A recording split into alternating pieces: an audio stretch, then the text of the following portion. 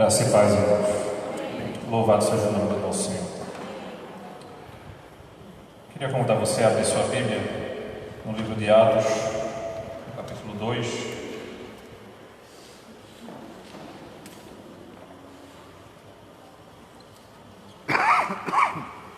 A partir do versículo 42.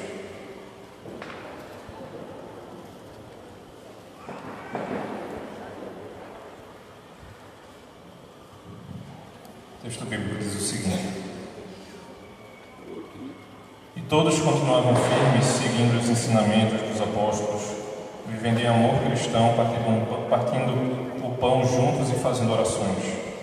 Os apóstolos faziam muitos milagres e maravilhas, e por isso todas as pessoas estavam cheias de temor. Todos os que criam estavam juntos e unidos e repartiam uns com os outros o que tinham. Vendiam as suas propriedades e outras coisas e dividiam o dinheiro com todos, de acordo com as necessidades de cada um. Todos os dias, unidos, se reuniam no pátio do templo e nas suas casas partiam pão e participavam das refeições com alegria e humildade. Louvavam a Deus por tudo e eram estimados por todos. E cada dia o Senhor juntava ao grupo as pessoas que iam sendo salvas. Oremos, irmãos. Santo Deus e eterno Pai, nós louvamos e bendizemos o Teu santo nome, Pai. Nós queremos glorificar e exaltar o Teu santo nome, Pai, sabendo que Tu és o nosso Deus. Nós Te pedimos, Senhor, que o nosso coração se direcione para Ti, Pai, na noite de hoje, e que a gente esteja com o coração centrado, Pai, de que nós viemos aqui adorar o Teu nome, Senhor. Nós viemos prestar culto a Ti, que nós somos participantes da Tua igreja viva, Pai, e que a gente possa celebrar isso como comunidade, Senhor. Cuide de nós, Senhor. Em nome de Cristo que Te oramos. Amém. Amém. Louvamos ao Senhor, nessa noite. Aqueles que puderem, fiquem de pé. Vamos adorar aquele que é digno de honra, de glória e de toda majestade. O Senhor é a nossa bandeira. O Senhor é a nossa salvação. Cantemos de verdade, vamos falar isso de coração. O Senhor está aqui e Ele é digno de ser louvado. Amém? Vamos adorar.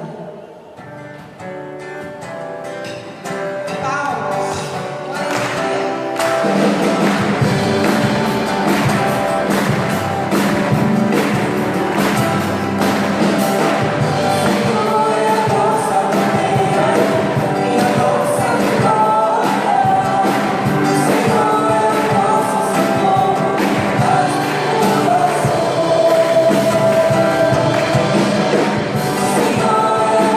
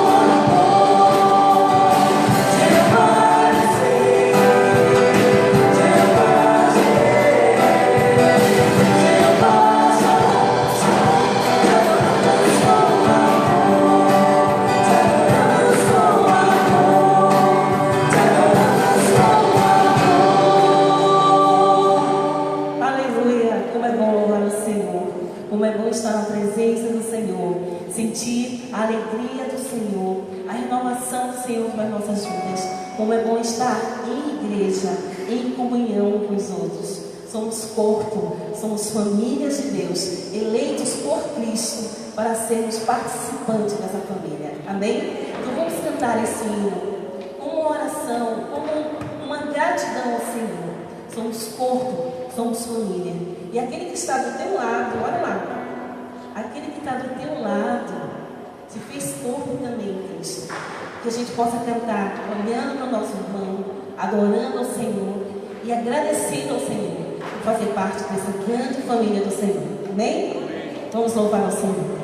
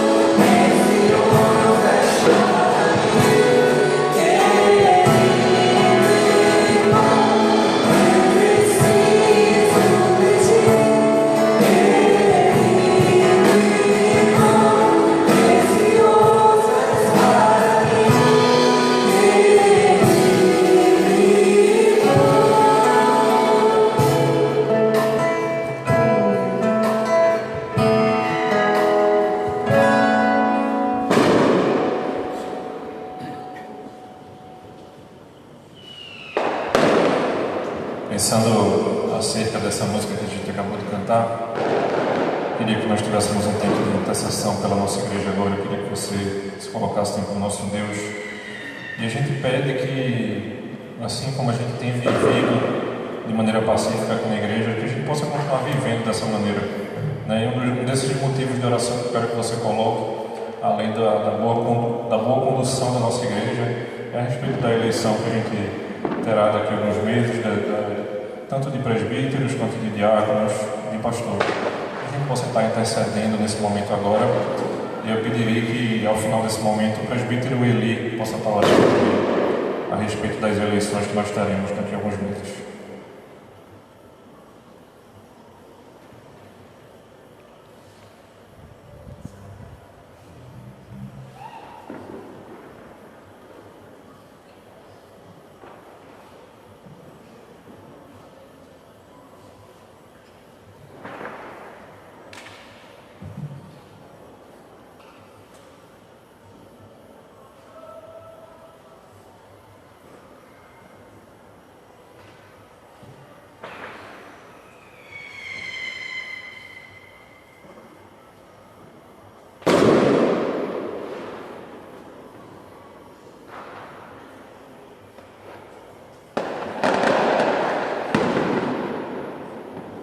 Deus, Pai, temos a certeza no nosso coração de que Tu és um Deus soberano, que nada foge ao Teu controle, Pai. Tu reges a história, Senhor. E temos a tranquilidade, Senhor, em nosso coração, em nossa mente, de saber que Tu tem cuidado de nós, Senhor. Tu tem cuidado dessa igreja. E por ter a certeza disso, Pai, entregamos todo esse processo em Tuas mãos, Senhor. Que faça, Senhor, seja feita a Tua vontade, Pai. Que o Teu Espírito Santo, Senhor, guie-nos. Que o Teu Espírito Santo, Senhor, fale aos nossos corações, nos mostre qual a Tua vontade, Pai. Vontade essa que é boa, perfeita e agradável, Senhor. E que a Tua vontade seja sempre cumprida, Pai. Que o nosso coração esteja grato com isso, Pai. Obediente, Senhor, à Tua vontade. Grato à Tua vontade, Senhor. Tem no coração, Senhor, a certeza de que Tu és bom o tempo todo. Tem cuidado de nós, Senhor. E não será diferente, Senhor. E pedimos, Senhor, que durante todo esse processo, Pai, que o Senhor conduza, Senhor. Que seja uma bênção e que seja tudo para a honra e a glória do Teu nome, Senhor, como tem que ser, Pai. Cada coisa que façamos, Pai, que glorifique o Teu nome, Senhor, e que isso não seja diferente, Pai. Que esse ato não seja diferente disso, Pai. Que seja para a glória do Teu nome, em nome de Jesus. Amém. Continuidade ao nosso culto de adoração, nosso Deus. Nós somos lembrados de que o Senhor tem estado conosco, né? Um dos nossos atos de primazia diante do nosso Deus é o nosso momento de dízimos e ofertas. Como diz lá na carta de Tiago, no versículo 18, o texto nos diz que, pela Sua própria vontade, Ele fez com que nós nascêssemos por meio da palavra da verdade, a fim de ocuparmos o primeiro lugar entre todas as Suas criaturas. Se o Senhor nos considera como primazia diante de toda a criação, porque a gente não tem colocado Ele em primeiro lugar em nossas vidas, e por que não pensar a respeito disso também, considerando os dízimos e as ofertas? Nós possamos adorar o nosso Deus também com os nossos dízimos e ofertas, que a gente possa fazer isso de todo o nosso coração.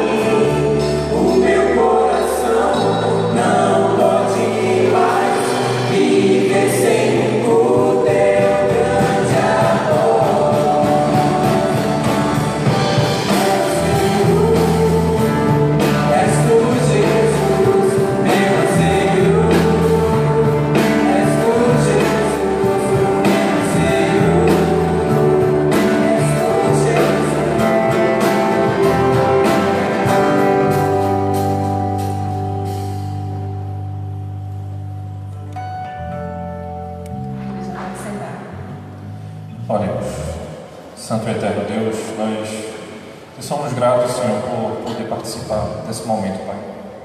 Te adorar dessa maneira, entregando a primazia de tudo aquilo que a gente recebe de Ti, Pai. Da Tua permissão do nosso trabalho e da graça e da dádiva de ter o privilégio de poder trabalhar. Que a gente continue Te louvando, Pai, através da nossa vida, de todo o nosso ser, Senhor. Que Tu possa estar nos ajudando e nos orientando. Amém. Os pais podem conduzir as crianças ao Micria. Enquanto isso, nós cantaremos mais um cântico.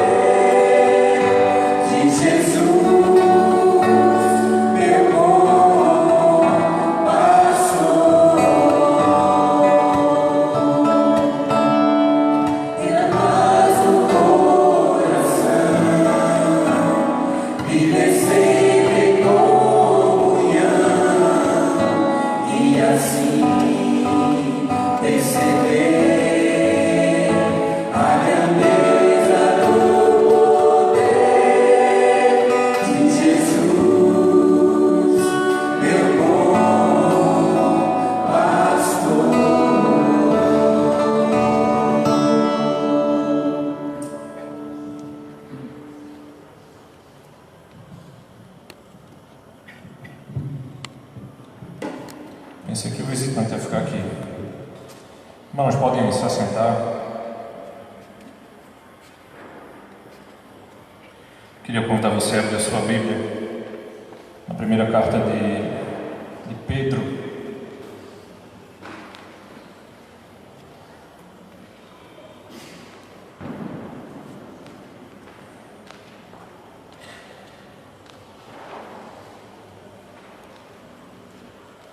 Capítulo 5,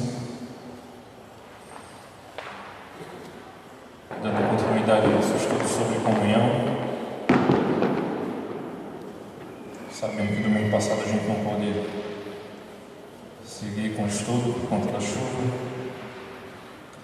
1 Pedro capítulo 5, a partir do versículo 7.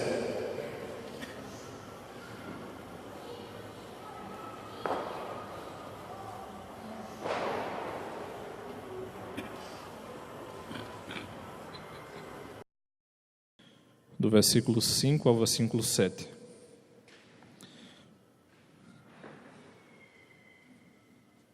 O texto diz o seguinte: E vocês, jovens, sejam obedientes aos mais velhos, que todos prestem serviços uns aos outros com humildade, pois as Escrituras Sagradas dizem: Deus é contra os orgulhosos, mas é bondoso com os humildes. Portanto, sejam humildes debaixo da poderosa mão de Deus, para que Ele os honre no tempo certo. Entreguem todas as suas preocupações a Deus, pois Ele cuida de vocês. Oremos.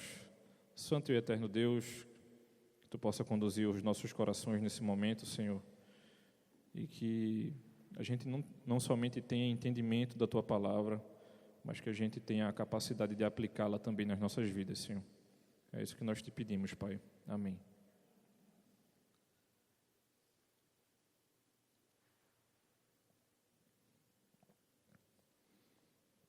Quando a gente reflete acerca de comunhão, principalmente pensando na temática de hoje, né? E quando eu quis colocar esse título, né, do transbordamento, é a coisa que extrapola, é aquilo que a gente não consegue controlar dentro da igreja. E para a coisa ser transbordante, muitas vezes a gente precisa estar vivenciando isso de uma maneira tão intensa que você não consegue controlar esse tipo de coisa, né? Eu não sei se você já parou para conversar com alguém que estuda muito uma temática e quando você chega perto dessa pessoa, ela fala de maneira tão natural que parece que ela já nasceu sabendo aquilo. E aí um determinado pastor diz a seguinte frase, né? Comunhão e amizade é o trabalho dos artistas. Ou, melhor dizendo, é a capacidade de oferecer o melhor. São duas coisas que a gente sente muita falta dentro da igreja, são duas coisas que muitas vezes a gente, por vezes, reclama, mas que exigem uma determinada responsabilidade nossa também, né? É muito bonito a gente ver, né, enquanto a gente canta um cântico, né, e aconteceu isso hoje à noite, de pessoas saírem do seu lugar e de cumprimentarem outros irmãos. Mas aí a pergunta que fica, isso é uma coisa natural sua ou exige uma determinada força para que isso aconteça? Eu sei que pessoas têm personalidades diferentes e muitas vezes não é bem isso que a gente está refletindo acerca, mas eu fico pensando se, né, essa afirmativa desse pastor é verdadeira, né, que ele diz que é o trabalho de artistas. E por que ele faz isso? Porque ele vai dizer o seguinte: na arte da construção dessa comunhão e da amizade, precisamos oferecer o que temos de melhor. Seja uma boa refeição, ou uma boa música, ou uma boa conversa, ou um lindo sorriso. E eu estava pensando, né? Cerca de um mês atrás, eu estava em São Paulo, e um amigo meu queria entrar no MASP. Porque estava tendo uma exposição de Tarsila do Amaral. E eu gosto bastante, mas eu fiquei pensando, caramba, a gente ir lá para ver somente a exposição de Tarsila do Amaral, e eu não tinha pesquisado no site quais as outras obras de arte que estavam expostas lá. E um dos sonhos meus de vida era ver um quadro de Van Gogh ao vivo. E eu fui para ver a exposição de Tarsila do Amaral. Aí ele disse assim, bora no último andar. Eu disse, bora. A gente começou a andar, pá. Aí, de repente, eu vejo um Van Gogh. Aí, sabe quando você dá aquela pausa de uma coisa que você nunca esperava ver na vida? Você fica meio que estatelado assim, meu Deus, estou vendo uma coisa que eu queria ver muito. E eu fiquei pensando, Senhor, que privilégio meu de, primeiro, Tu permitires que uma pessoa fizesse uma obra de arte tão bela, digamos assim. E, de segundo, de eu conseguir ver isso. Obviamente, para quem não liga para a obra de arte, você faz, meu Deus do céu, não acredito que ele está falando isso, não. Mas quando ele traz outros exemplos aqui, né, diz assim, uma boa refeição, eu não vou falar de hambúrguer hoje, ou, por exemplo, o que é que você tem oferecido de melhor aqui na igreja? Eu acho que o conceito mais forte que ele quer trazer é isso, os exemplos que ele traz de uma boa música, de uma boa refeição, ou até mesmo de uma boa conversa, ou de um lindo sorriso que muitas vezes a gente compartilha aqui na igreja. Mas a grande pergunta que fica é o que eu e você temos de oferecido de melhor? Então, quando Pedro, né, dentro da sua carta aqui, ele está olhando para o texto, e eu não li de propósito os versículos iniciais, ele está trazendo um conceito mais amplo aqui. E ele nos convida a caminhar com Cristo de modo simples, mas não somente simples, de modo melhor. Nos versos anteriores, Pedro ele vai instruir os presbíteros a demonstrarem disposição de servir como exemplos. E aí o versículo 1 nos diz o seguinte, Pedro falando dele próprio, né? Eu que também sou presbítero, dou agora conselhos aos outros presbíteros que estão entre vocês. Eu sou uma testemunha dos sofrimentos de Cristo e vou tomar parte na glória que será revelada. Aconselho que cuidem bem do rebanho que Deus lhes deu e façam isso de boa vontade, como Deus quer e não de má vontade. Não façam o seu trabalho para ganhar dinheiro, mas com um verdadeiro desejo de servir. Não procurem dominar os que foram entregues aos cuidados de vocês, mas sejam um exemplo para o rebanho. E quando o grande pastor aparecer, vocês receberão a coroa gloriosa que nunca perde o seu brilho. E agora a gente entra no texto propriamente dito. Aí o versículo 5 nos diz, e vocês, jovens, sejam obedientes aos mais velhos com humildade. Pois as Escrituras Sagradas dizem, Deus é contra os orgulhosos, mas é bondoso com os humildes. E o versículo 6 complementa, portanto, sejam humildes debaixo da poderosa mão de Deus, para que Ele os honre no tempo certo. E aí a gente entende de maneira melhor a conexão, porque não é à toa, né? Ficaria incompleto quando ele diz assim, e jovens sejam obedientes. Obedientes a quem e por quê? O que é que estava falando anteriormente? Vocês estão entendendo a completude do funcionamento da igreja aqui, de que Pedro está trazendo, é não somente aos líderes. Vamos ampliar aqui o conceito. Ele está chegando para os presbíteros e diz assim, não se exacerbem no cuidado da igreja. E ele chega para os mais jovens e diz o seguinte, obedeçam àqueles a quem eu instituí como os seus líderes. Então, o líder, ele não lidera pela simples liderança, e o jovem não obedece pela simples obediência.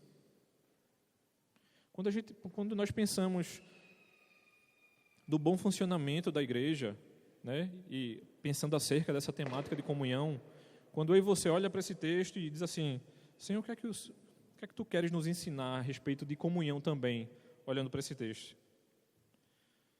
Não é somente a questão da submissão acerca dos mais velhos, mas Pedro ele está tentando nos apresentar que os líderes ou os presbíteros, eles são chamados à posição de liderança e em seguida ele exorta os jovens a serem submissos. Para quê?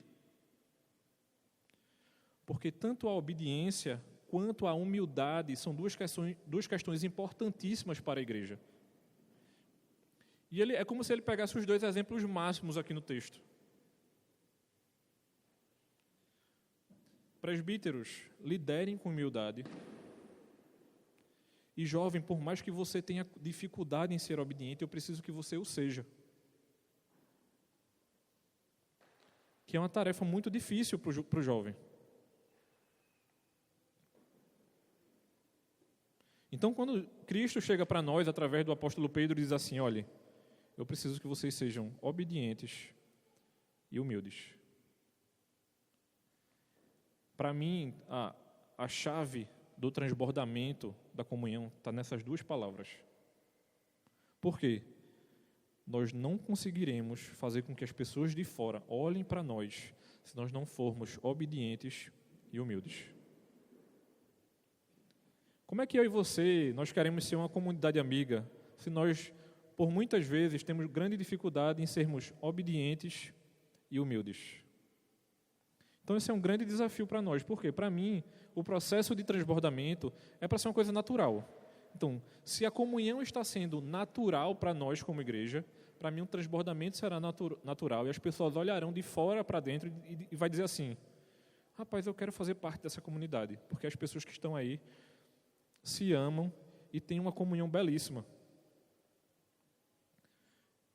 Será que a gente consegue olhar para os textos do Novo Testamento e dizer assim, de sentir o mesmo desejo que as pessoas ao olharem para os crentes do Novo Testamento e de querer fazer parte daquele grupo? Porque a gente cuida muito bem um do outro.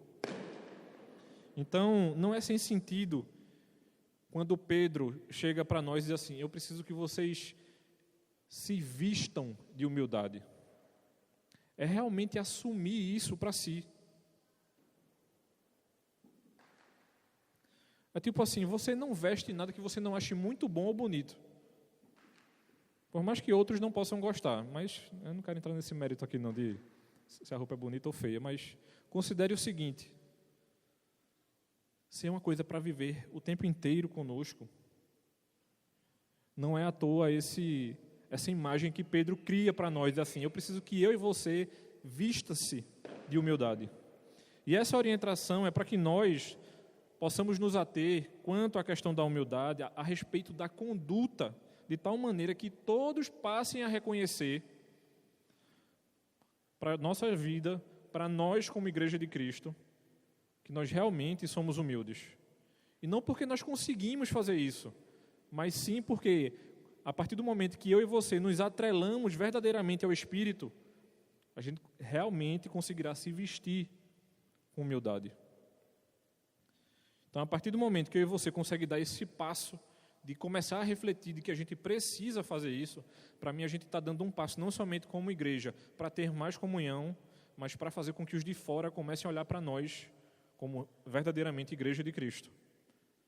E não como um teatro aqui, né? Tipo assim, estamos aqui sentados, bonitinhos, todo mundo muito bem, mas quando sai da porta para fora da igreja,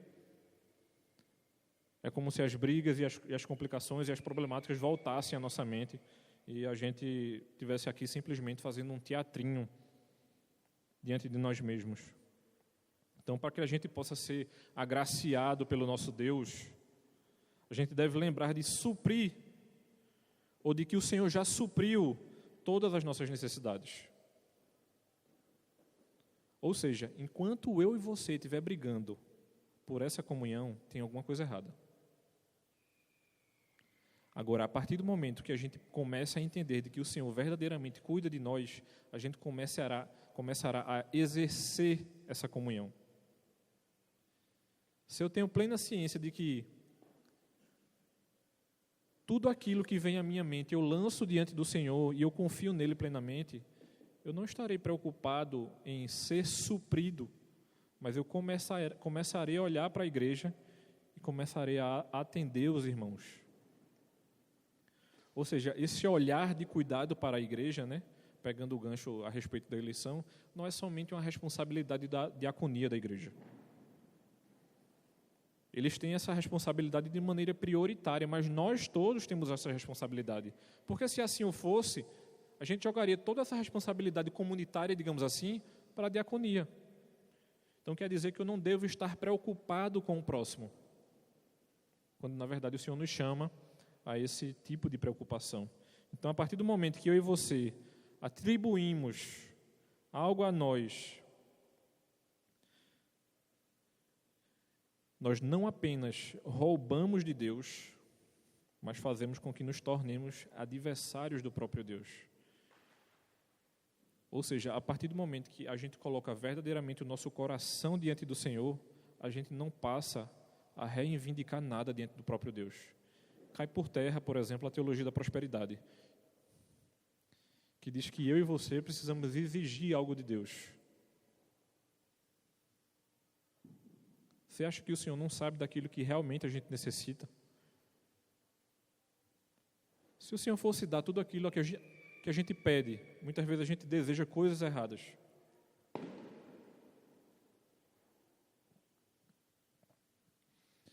Uma das primeiras coisas de que se a gente verdadeiramente quer viver de maneira comunitária, de forma simples e melhor, é quando eu e você entendermos que nós precisamos ser humildes diante do próprio Deus. Então essa é a nossa primeira responsabilidade. No texto de Miqueias, no capítulo 6, no versículo 8, o profeta nos lembra do seguinte, ele diz o seguinte: ele já mostrou a você o que é bom. E o que o Senhor pede de você? Que pratique justiça, que você ame a misericórdia e que você ande humildemente com o seu Deus. Porque muitas vezes a gente não tem esse espírito de humildade diante do nosso próprio Deus. É como se a gente fosse orar já pensando assim, Deus tem que me dar. E a pergunta que eu faço a nós, como igreja hoje é, dá o quê? Se o Senhor sabe das nossas necessidades, a gente não deveria ir em direção ao Senhor com muito mais agradecimentos do que pedidos. Eu não estou falando aqui que pedir é pecado. Hora nenhuma eu disse isso.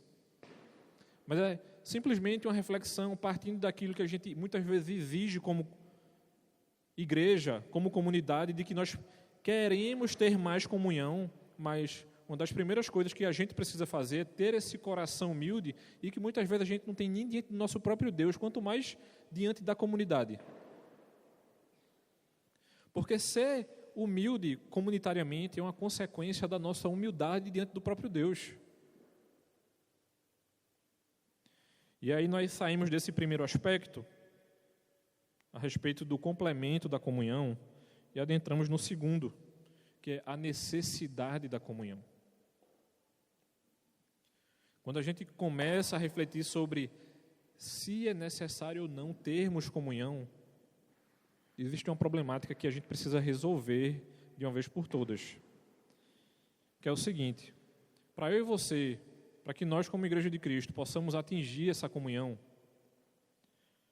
a gente precisa estar em perfeita comunhão com o nosso Deus, e é primordial que nós sejamos humildes diante dEle, como também nos lembra o texto de Tiago, capítulo 4, versículo 10.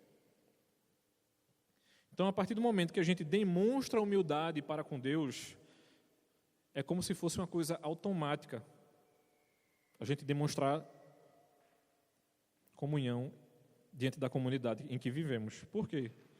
Porque isso passa a ser uma ação natural nossa. É como se começasse a fazer parte do plano de ter comunhão uns com os outros.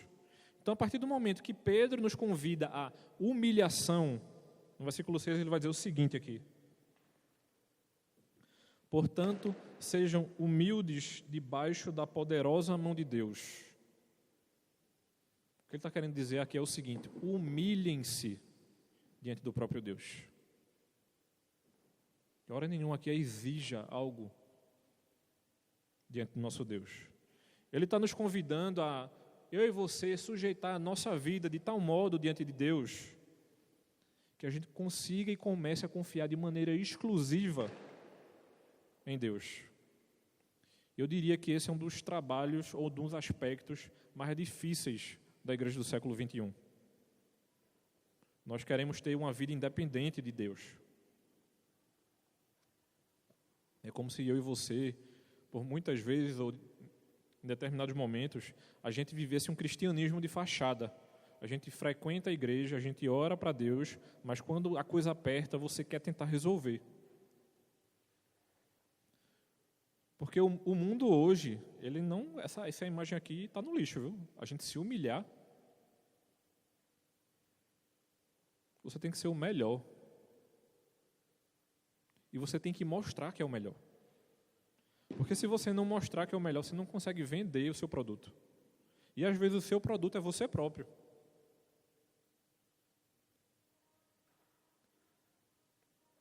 Estava numa conferência, sexta-feira passada, e aí entraram para apresentar o conferencista, e ele disse: fulano de tal, pastor da igreja tal, doutorado em não sei o que, mestrado em não sei o que lá, graduado em não sei aonde. Aí mostrou todas as titulações do pastor, né? E ele disse assim: irmãos,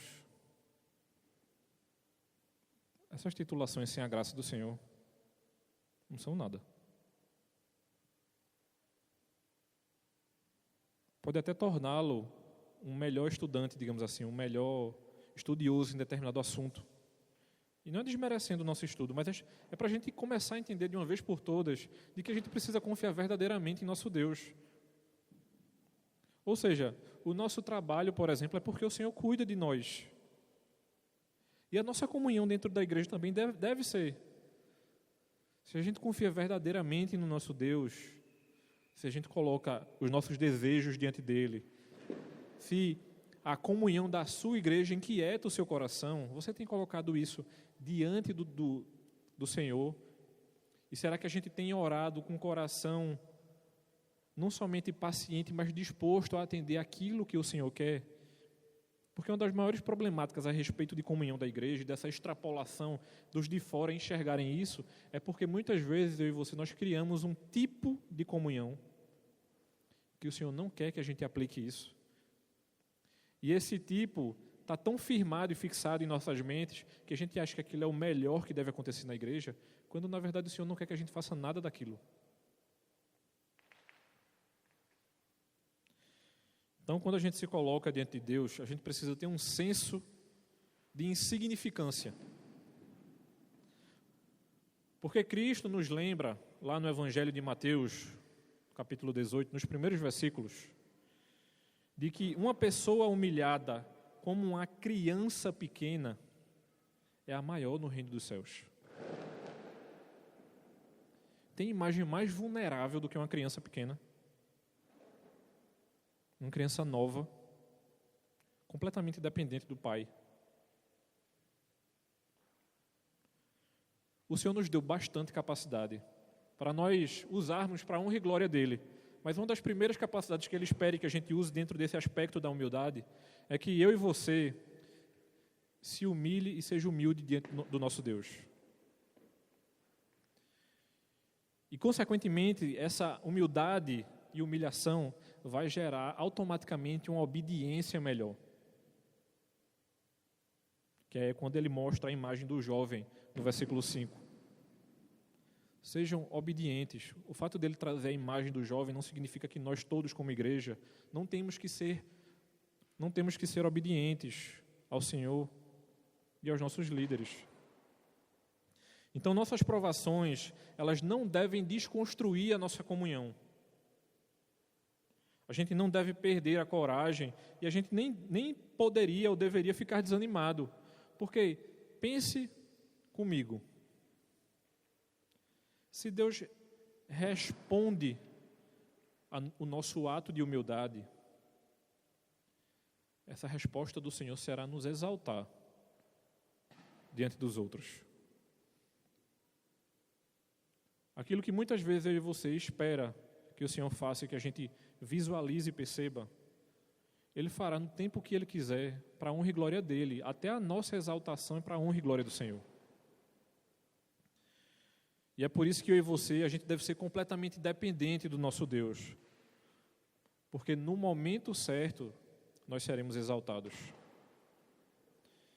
E aí é quando a gente lembra do versículo 7, que diz que a gente deve lançar sobre o Senhor todos os nossos cuidados. E aí, para mim, quando a gente percebe essa completude desses versículos, é que a gente vai conseguir começar a conseguir a distribuir essa comunhão, que é o terceiro aspecto do texto. Eu não sei se você já parou para pensar, para refletir sobre, mas o cristianismo, ele é a única religião que diz que Deus cuida dos seus filhos. Porque, na verdade, Ele se importa tanto com os que Lhe pede, que Ele diz o seguinte, que todos devem levar os problemas a Ele. Veja só, o Salmo 37, ele nos lembra de que a gente deve confiar no nosso Deus. Mateus capítulo 6, ele lembra de que a gente não deve andar ansioso por coisa alguma. O Salmo 55, ele nos lembra de que nós devemos entregar as nossas petições ao Senhor. Então, se a nossa comunhão tem sido deficitária, se a gente quer aplicar ou fazer com que os de fora enxerguem isso em nós, vai ser exigido muito meu, e seu, para que nós melhoremos tanto a nossa obediência quanto o nosso serviço na igreja. Então, essa verdadeira humildade e confiança em Deus, ela passa a lançar todas as nossas ansiedades sobre o nosso próprio Senhor. Então, um dos aspectos mais importantes desse terceiro ponto aqui é que a gente precisa de uma vez por todas entender o que significa ansiedade. Biblicamente falando, né, ou o que o versículo 7 está querendo nos dizer, ansiedade é ser atraído por diferentes direções.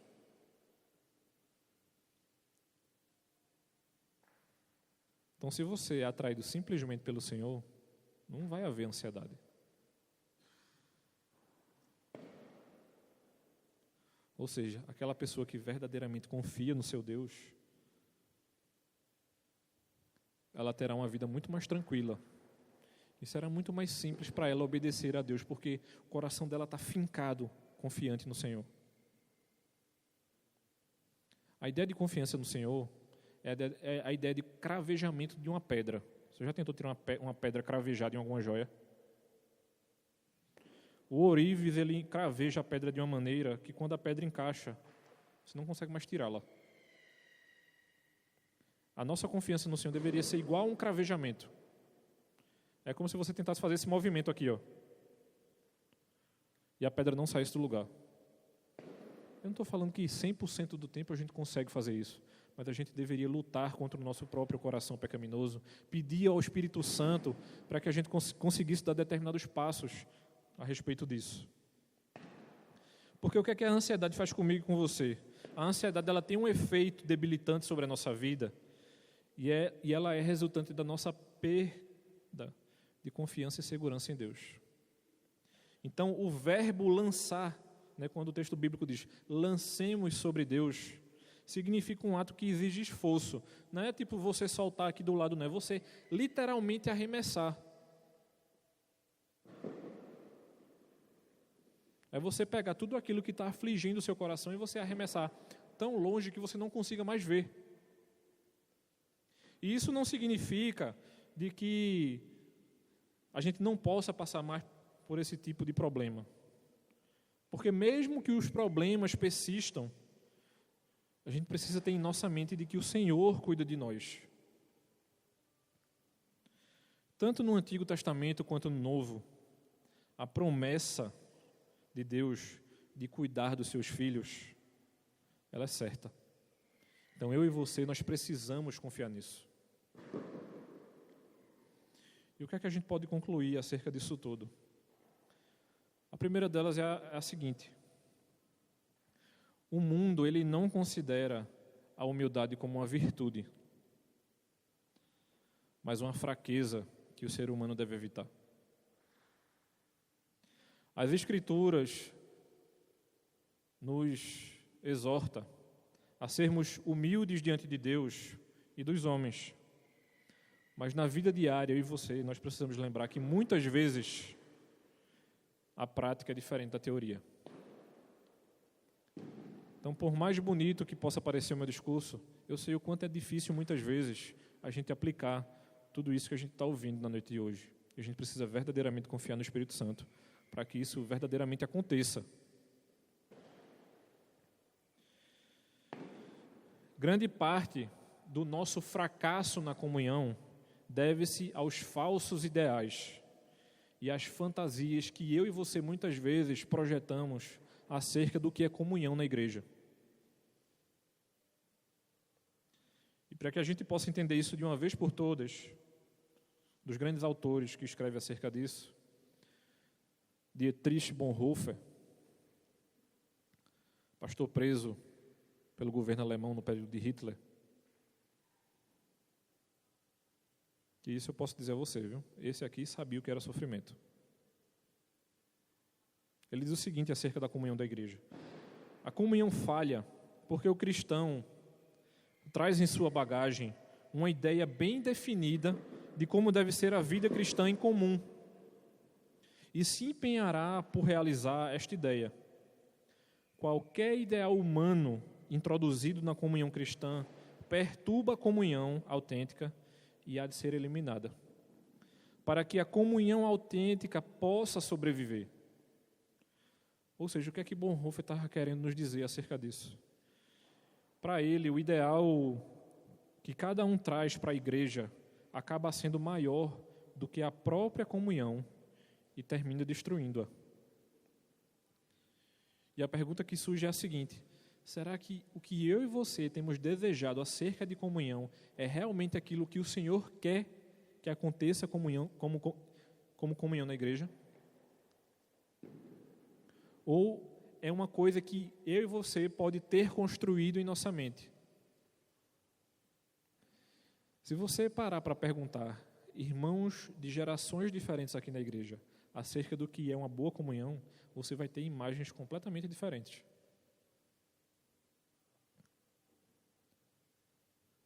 Por exemplo, se eu perguntar para uma pessoa de cerca de 60 anos que viveu toda a sua vida na igreja, ele vai dizer que o encontro das juventudes, na época de juventude dele, era uma coisa riquíssima. Que as igrejas se encontravam e era uma coisa muito boa. Eu não estou dizendo hora nenhuma que está errado, certo? Estou falando que é a imagem que ele criou.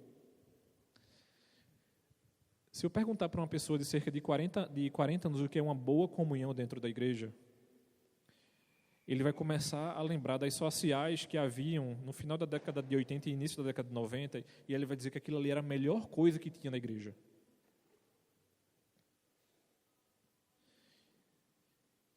E aí, se eu perguntar para um jovem qual é a melhor coisa que a gente pode fazer aqui na igreja, de cerca de 20 anos, ele vai dizer que é simplesmente vir para a igreja, ficar conversando aqui, jogando algum jogo de tabuleiro, que é o que muitas vezes acontece aqui na igreja, e ficar interagindo uns com os outros. Isso eu estou falando de um aspecto de comunhão, tem vários outros. Mas sabe o que é interessante e onde eu queria chegar? Se você perguntar para a pessoa de 40 anos que achava social a coisa mais maravilhosa que acontecia na década de 90, ele vai dizer que o jovem de hoje em dia, com 20 anos, que fica sentado numa mesa jogando jogo de tabuleiro aqui, é extremamente morgado.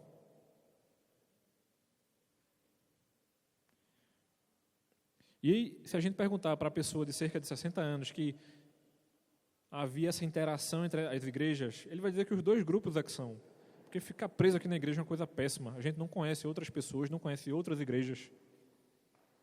Mas a pergunta que não quer calar, para todos os grupos, seja você adolescente, jovem, adulto ou idoso, é: o que é que o Senhor quer que eu e você faça para que a igreja, a comunhão da igreja de Casa Caída funcione?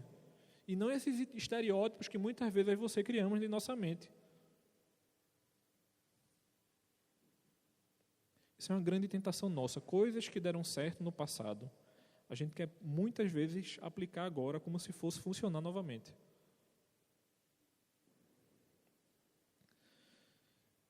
E a segunda pergunta, retomando a pergunta que eu tinha feito no início da pregação, é: o que é que eu e você temos feito para que os de fora enxerguem essa comunhão e queiram participar dela também?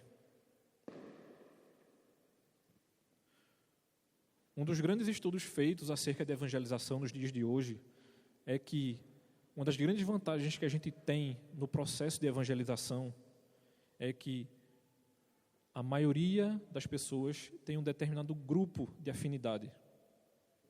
E às vezes esse grupo de afinidade é interessante para ele.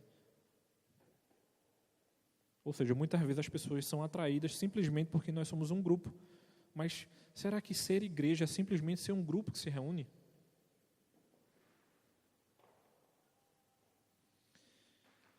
E aí surge outro questionamento.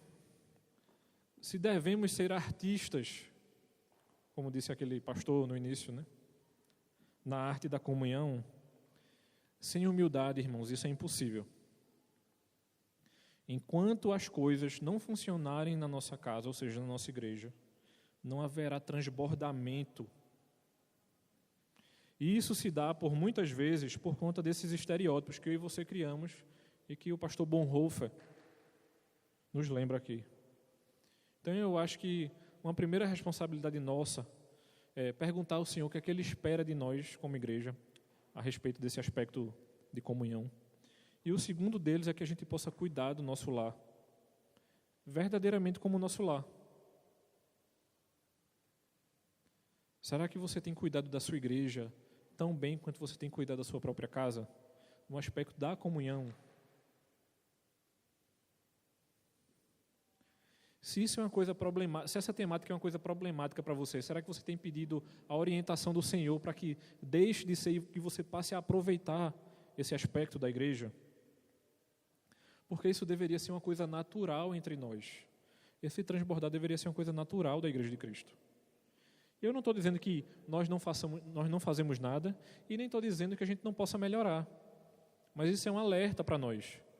Como nós podemos melhorar para que os de fora enxerguem em nós, que nós lidamos muito bem uns com os outros e isso é uma coisa muito prazerosa para nós e não é um fardo. Isso é o que a gente deve ter em mente. Ok? Vamos orar, irmãos.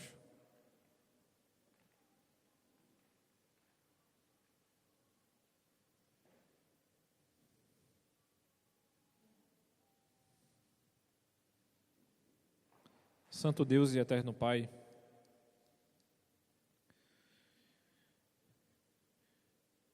que por mais que a gente possa, Senhor, ter dificuldade nessa temática, que a gente perceba e entenda tudo aquilo que Tu queres que a gente faça, Senhor. Que não seja uma dificuldade para nós, mas que realmente seja um privilégio, Senhor. Que a gente perceba o Teu cuidado em todos os processos da igreja. Que a gente possa honrar e glorificar o Teu santo nome e que isso seja prazeroso para nós, Senhor.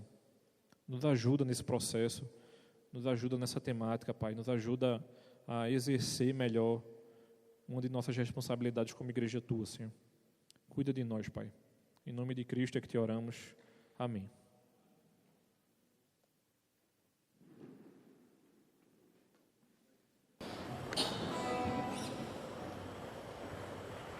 Vamos ficar em pé mais uma vez, vamos tocar esse último cântico.